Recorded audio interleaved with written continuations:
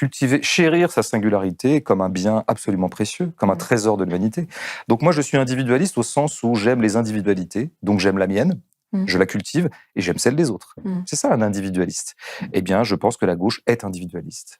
Elle s'est toujours battue pour que les gens puissent faire valoir leur individualité, leur tempérament individuel, leurs aspirations individuelles, leurs désirs, contre les structures qui voulaient les arraisonner et qui voulaient les faire entrer dans des sillons de désirs uniformes, consensuels, standards.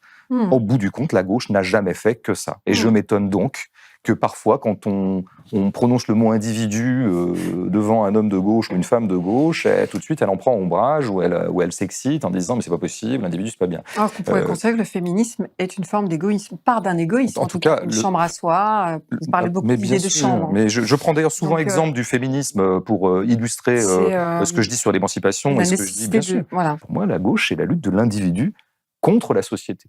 C'est ce qui définit un peu le marxisme libertaire, comme vous le dites. Bah oui, mais moi je pense que fondamentalement le marxisme est libertaire en fait de ce point de vue-là. D'ailleurs, il y a des textes de Marx tout à fait implacables sur l'individu, mais je pense qu'encore une fois, il faut regarder ce qu'on a toujours fait. Et ce qu'on a fait, c'est toujours ça. L'ambiguïté est venue de, on sait bien quoi, la revendication tout à fait falsifiante de la part des libéraux de la notion d'individu, alors que ces gens-là détestent l'individu. Le capitalisme déteste l'individualité, quoi qu'on dise.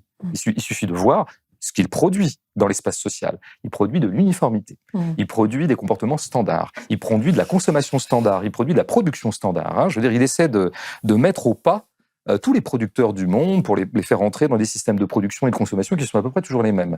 Le capitaliste déteste l'individualité et les libéraux détestent les individus. Ça, c'est une première chose. Et ce qui a pu créer la confusion à gauche concernant l'individu, c'est parce qu'on a confondu les moyens et les fins. Il a été, évidemment, il est toujours apparu aux forces de l'émancipation qu'il fallait s'unir. Parce qu'en face, il y avait du lourd.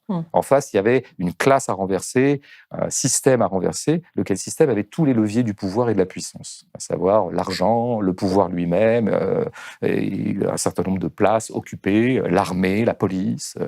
Et donc, il fallait évidemment s'unir et donc créer des collectifs pour pouvoir faire la nique au collectif très bien constitué et très solidaire qu'on avait en face de nous et qu'on a toujours en face de nous, qui serait le bloc bourgeois, ou on peut l'appeler de mille manières.